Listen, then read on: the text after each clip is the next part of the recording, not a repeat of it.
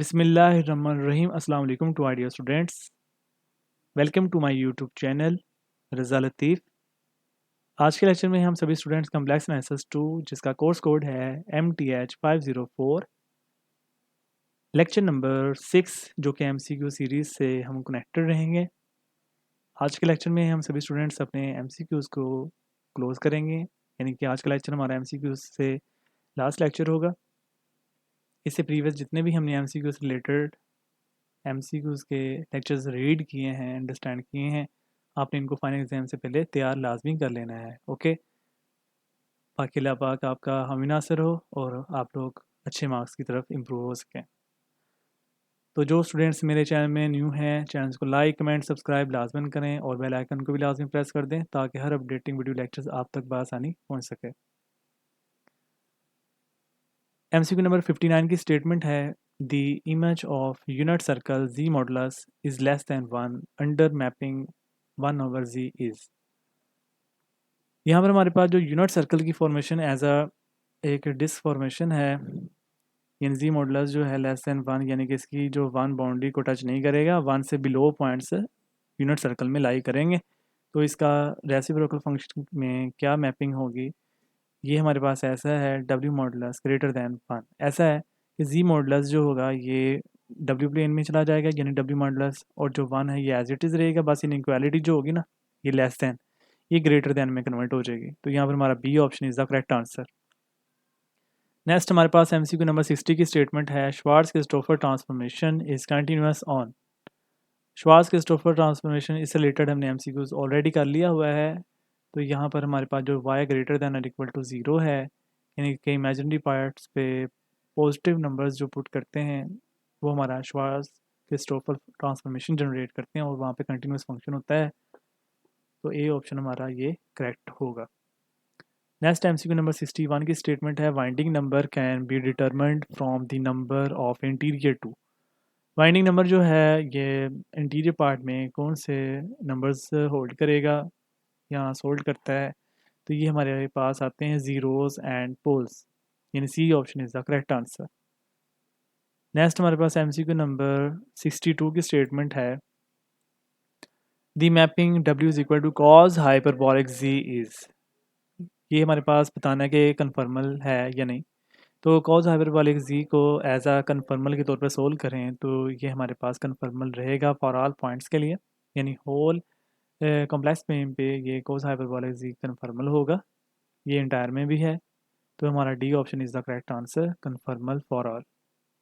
Next हमारे पास MCQ number 63 की स्टेटमेंट आती है the value del subscript C argument, जो कि सिंपल आर्गूमेंट में है। अगर ये कैपिटल ए होता तो प्रिंसिपल आर्गूमेंट होना था, और 1/z का square which is equal question mark.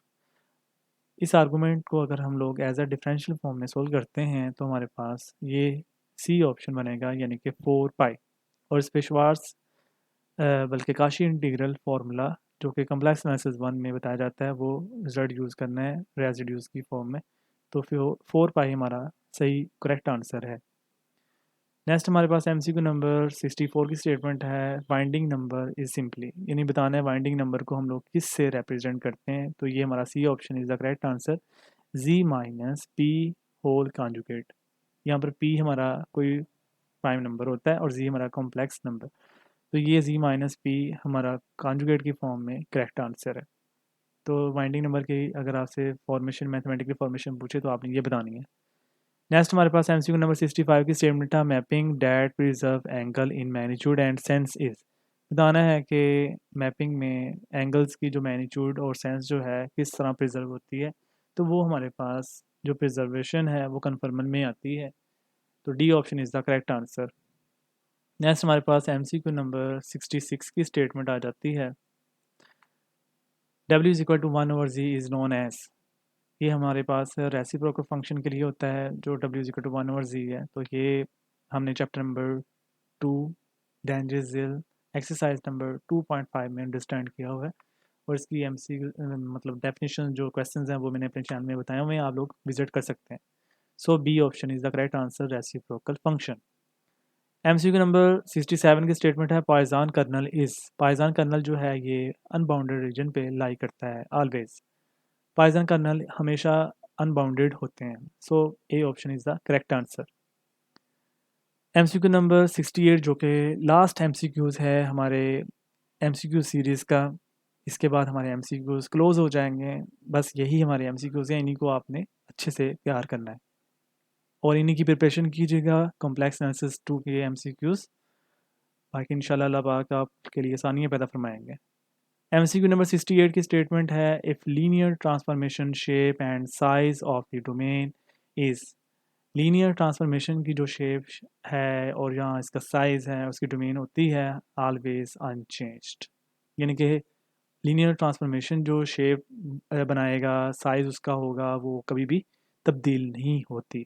ठीक है, सी ऑप्शन हमारा करेक्ट आंसर है। ठीक है, सो गुड लक बेटा।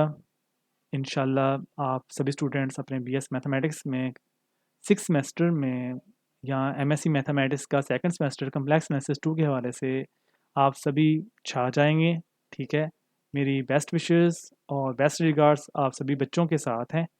अल्लाह पाक आप सभी को आसानियाँ और आपकी प्रिपरेशन में आसानियाँ पैदा अता फरमाए और अल्लाह पाक आपका हामी नासिर हो। दुआ में मुझे याद रखिएगा।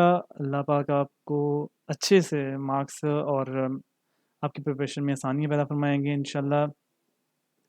जज़ाकल्लाह, अल्लाह हाफिज़ एंड स्टे ब्लेस्ड। पाकिस्तान जिंदाबाद।